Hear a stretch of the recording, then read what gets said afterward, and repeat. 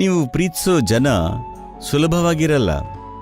ಒಂದು ವಿಷಯ ಅಂದರೆ, ನಿಮ್ಮನ್ನು ಯಾವ ಥರ ಪರಿವರ್ತಿಸ್ಕೋಬೇಕಂದ್ರೆ, ನಿಮ್ಮ ಸಾನ್ನಿಧ್ಯದಲ್ಲಿರೋದು ಗೊತ್ತಿಲ್ಲದೆ ಅವರಲ್ಲಿ ಬದಲಾವಣೆ ತರಬೇಕು. ನಿಮ್ಮ ಆಧ್ಯಾತ್ಮಿಕ ಪ್ರಕ್ರಿಯೆಗೆ ಬಂದರೆ ನೀವು ಏಕಾಂಗಿನೇ.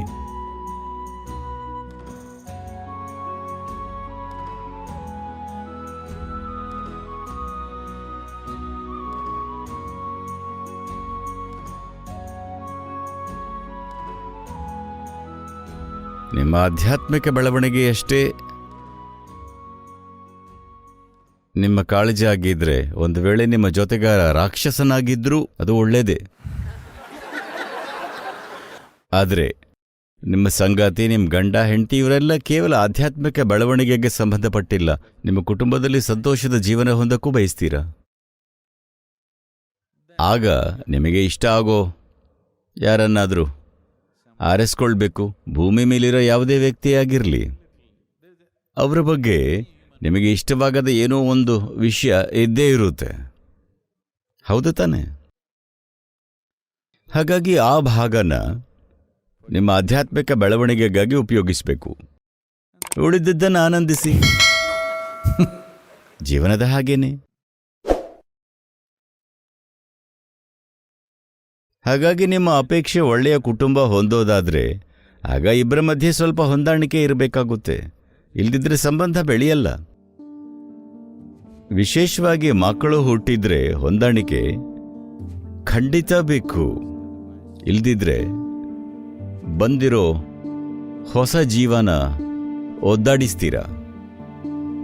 ನೀವು ದುರ್ಭರ ವಾತಾವರಣ ಸೃಷ್ಟಿಸಿದ್ರೆ ಅರಳೋ ಹೊಸ ಜೀವನನ ದುರ್ಭರ ಮಾಡ್ತೀರಾ. ಯಾರಿಗೂ ಅದನ್ನು ಮಾಡೋ ಅಧಿಕಾರ ಇಲ್ಲ. ಆದರೆ ಜನ ಅದನ್ನು ಮಾಡ್ತಿದ್ದಾರೆ. ಆದರೆ ಯಾವುದೇ ಮನುಷ್ಯ ಜೀವಿಗೆ ಈ ಅಧಿಕಾರ ಇಲ್ಲ. You can mess yourself up as much as you want. That's up to you. But you can't mess up a fresh life that's just coming up. ನಿಮ್ಮ ಜೀವನ ನಿಮಗೆ ಬೇಕಾದಷ್ಟು ಹಾಳು ಮಾಡ್ಕೊಳ್ಳಿ, ಅದು ನಿಮಗೆ ಬಿಟ್ಟಿದ್ದು. ಆದರೆ ಈಗಷ್ಟೇ ಅರಳುತ್ತಿರೋ ಜೀವನ ಹಾಳು ಮಾಡೋ ಅಧಿಕಾರ ನಿಮಗಿಲ್ಲ. ಅದರಿಂದ ನೀವು ಒಳ್ಳೆ ಬದುಕು, ಕೌಟುಂಬಿಕ ಜೀವನ ಹುಡುಕುತ್ತಿದ್ರೆ ನೀವು ಹೊಂದಾಣಿಕೆ ಕಂಡುಕೋಬೇಕು. ಮತ್ತು ಹೊಂದಾಣಿಕೆ ಅಂದರೆ ಕೆಲವಾದರೂ ಸಮಾನ ಕ್ಷೇತ್ರಗಳು. ಆದರೆ ನೀವು ಆಧ್ಯಾತ್ಮಿಕ ಜೀವನ ಹುಡುಕ್ತಾ ಇದ್ರೆ ಅವರು ಯಾವ ಥರದ ವ್ಯಕ್ತಿ ಅನ್ನೋದು ಮುಖ್ಯ ಆಗೋಲ್ಲ. ನೀವೆಲ್ಲಾನೂ ನಿಮ್ಮ ಬೆಳವಣಿಗೆಗಾಗಿ ಬಳಸಬಹುದು. ಎಲ್ಲನೂ ನಿಮ್ಮ ಬೆಳವಣಿಗೆಗಾಗಿ. ಅದೊಂದೇ ನಿಮ್ಮ ಗುರಿ ಆಗಿದ್ದರೆ ಮಾತ್ರ. ಸಾಮಾನ್ಯವಾಗಿ ನಿಮ್ಮ ದೃಷ್ಟಿ ಎರಡೂ ಕಡೆ ಇರುತ್ತೆ. ನಿಮಗೆ ಇದೂ ಬೇಕು, ಅದು ಸ್ವಲ್ಪ ಮಟ್ಟಿಗೆ ಬೇಕು. ಇದೊಂದು ಮಿಶ್ರ ಮೇಳ. ಹಾಗಾಗಿ ಇದು ಸ್ವಲ್ಪ ಸಂಕೀರ್ಣವಾಗುತ್ತೆ. ಹಾಗಾಗಿ ಹೊಂದಾಣಿಕೆ ಬೆಳೆಸೋಕ್ಕೆ ಪ್ರಯತ್ನ ಬೇಕಾಗುತ್ತೆ. ಹೊಂದಾಣಿಕೆ,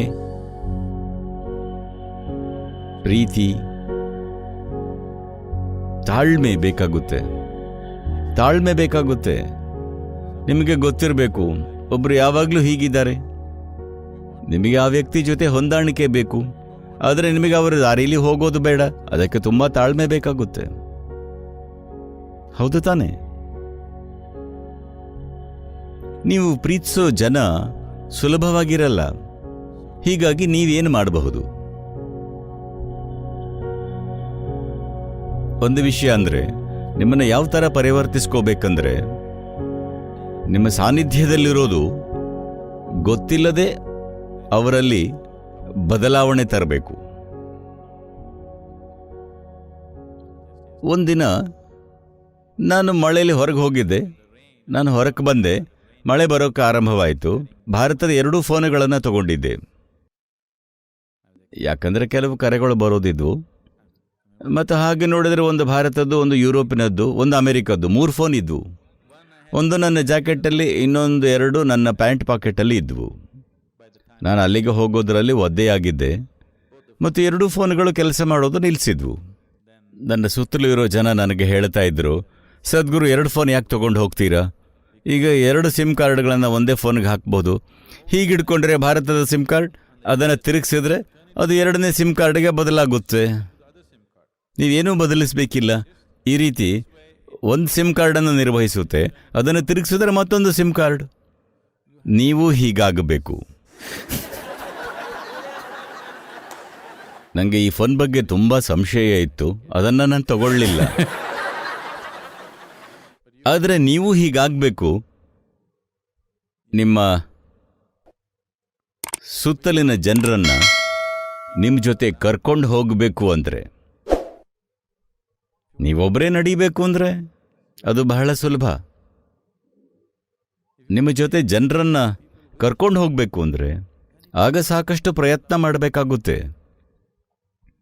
ಗೌತಮ ಬುದ್ಧನ ಈ ಪ್ರಶ್ನೆ ಕೇಳಿದಾಗ ಏಕಾಂಗಿ ನಡೆಯೋದು ಒಳ್ಳೆಯದೋ ಅಥವಾ ಸಂಗಾತಿಯ ಜೊತೆಗೋ? ಅವನು ನಂತರ ಅಲ್ಲ. He's not like me, he's dry. ಅವನು ಹೇಳ್ದ, ಮೂರ್ಖರೊಂದಿಗೆ ನಡೆಯೋದಕ್ಕಿಂತ ಏಕಾಂಗಿಯಾಗಿ ನಡೆಯೋದು ಉತ್ತಮ.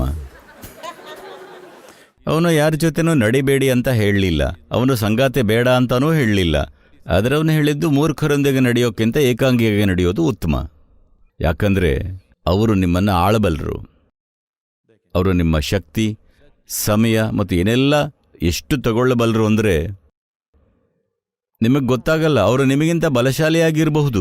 ಅವರನ್ನು ನಿಮ್ಮ ದಾರಿಲಿ ತಗೊಂಡು ಹೋಗೋ ಬದಲು ಅವರೇ ನಿಮ್ಮನ್ನು ತಮ್ಮ ದಾರಿಲಿ ಎಳ್ಕೊಂಡು ಹೋಗಬಹುದು. ಇದು ಖಂಡಿತ ಸಾಧ್ಯ ಇದೆ, ಹೌದಾ? ಹಾಗಾಗಿ ಗೌತಮ ಹೇಳಿದ್ದನ್ನ ನಾನು ಹೇಳಲ್ಲ, ನಾನು ಹೇಳ್ತಿರೋದಿಷ್ಟೇ. ನೀವು ಹೇಗೆ ನಡೀತೀರಿ ಅನ್ನೋದು ಮುಖ್ಯ ಅಲ್ಲ. ನಿಮ್ಮ ಆಧ್ಯಾತ್ಮಿಕ ಪ್ರಕ್ರಿಯೆಗೆ ಬಂದರೆ ನೀವು ಏಕಾಂಗಿನೇ, ಯಾರೋ ನಿಮ್ಮ ಜೊತೆಗಿಲ್ಲ. ದೈಹಿಕ ಪ್ರಕ್ರಿಯೆ, ಜೀವನದ ಭೌತಿಕ ಪ್ರಕ್ರಿಯೆಯನ್ನು ಮಾತ್ರ ನೀವು ಜನರ ಜೊತೆ ಹಂಚ್ಕೋಬಹುದು. ಏಕಾಂಗಿಯಾಗಿ ಬರ್ತೀರಾ, ಏಕಾಂಗಿಯಾಗಿ ಹೋಗ್ತೀರಾ. ನೀವೊಬ್ಬ ಅವಳಿ ಸಹೋದರಿ ಇದ್ರೂ ಕೂಡ ನೀವು ಏಕಾಂಗಿಯಾಗಿ ಬರ್ತೀರಾ, ಏಕಾಂಗಿಯಾಗಿ ಹೋಗ್ತೀರಾ, ಹೌದು ತಾನೆ? ಜೀವದ ವಿಷಯಕ್ಕೆ ಬಂದಾಗ ಹೇಗಿದ್ರೂ ನೀವು ಏಕಾಂಗಿಯಾಗಿ ನಡೀತೀರಾ, ಅದನ್ನು ಬೆರೆಸಬೇಡಿ. ಹೀಗಾಗಿ ಆ ಅಂಶನ ನೀವು ಸರಿಯಾಗಿ ನಿರ್ವಹಿಸಿ. ಭೌತಿಕ ಅಂಶನ ನಿಮ್ಮ ಸಾಮರ್ಥ್ಯಕ್ಕೆ ತಕ್ಕಂತೆ ನಿರ್ವಹಿಸಿ. ನಿಮಗೆ ಎಷ್ಟರ ಮಟ್ಟಿಗೆ ಸಾಧ್ಯವೋ ಅಷ್ಟು ಮಾಡಿ. ಅವರು ನಿಮ್ಮ ದಾರಿಯಲ್ಲಿ ಬಂದರೆ ಅದ್ಭುತ, ಅವರು ಬರದಿದ್ರೆ ಪರವಾಗಿಲ್ಲ, ಬಿಡಿ. ಅವರನ್ನು ದ್ವೇಷಿಸಬೇಡಿ. ನೀವಾ ದಾರಿಲಿ ಹೋಗಬೇಕಾಗಿಲ್ಲ ಅಷ್ಟೇ. ಬಹುಶಃ ಒಂದು ದಿನ ನಿಮ್ಮ ಲಿವರ್ ಹಾಳಾಗಿದೆ ಅಂತ ಡಾಕ್ಟರ್ ಹೇಳಿದಾಗ ಅವರು ದೈವಿಕತೆನ ಅನ್ವೇಷಿಸಬಹುದು. ಹೌದು, ಬೆಳಗ್ಗೆ ವಾಕ್ ಮಾಡೋ ಜನರನ್ನು ನೀವು ನೋಡಿದ್ದೀರಾ? ಎಲ್ಲರೂ ಅಲ್ಲ, ಕೆಲವರು ಈ ಥರ ಇರ್ತಾರೆ. ಇವರೆಲ್ಲ 50-55 ವರ್ಷ ದಾಟಿದವರು. ಅವರು ತೆಳ್ಳಗಾಗಿರ್ತಾರೆ, ಜೋರಾಗಿ ನಡೀತಾ ಇರ್ತಾರೆ, ದಿನ ತಪ್ಪದೆ ಅಲ್ಲಿರ್ತಾರೆ. ಇವರೆಲ್ಲರೂ ಸಾಮಾನ್ಯವಾಗಿ ಹೃದಯದ ಸಮಸ್ಯೆ ಇರೋವರು. ಅವರು ಬಹುತೇಕ ಸತ್ತು ಹೋಗಿದ್ರು. ಆಗ ಅವರ ಡಾಕ್ಟರ್ ಹೇಳಿದರು, ನೀವಿದನ್ನು ಮಾಡದಿದ್ರೆ ನೀವು ಉಳಿಯಲ್ಲ. ಈಗ ಅವರಿಗೆ ವಾಕಿಂಗ್ ಧರ್ಮದ ತರಹ ಆಗಿದೆ. ಭಾನುವಾರ ಬೆಳಗ್ಗೆ ಅಲ್ಲ, ಪ್ರತಿದಿನ ಬೆಳಗ್ಗೆ. ಈ ಥರದ ಜನರನ್ನು ನೋಡಿದ್ದೀರಾ? ಒಮ್ಮೆಲೆ ಅವರು ಬದಲಾಗ್ತಾರೆ, ಸರಿಯಾಗಿ ಊಟ ಮಾಡ್ತಾರೆ, ಎಲ್ಲನೂ ಸರಿಯಾಗಿ ಮಾಡ್ತಾರೆ.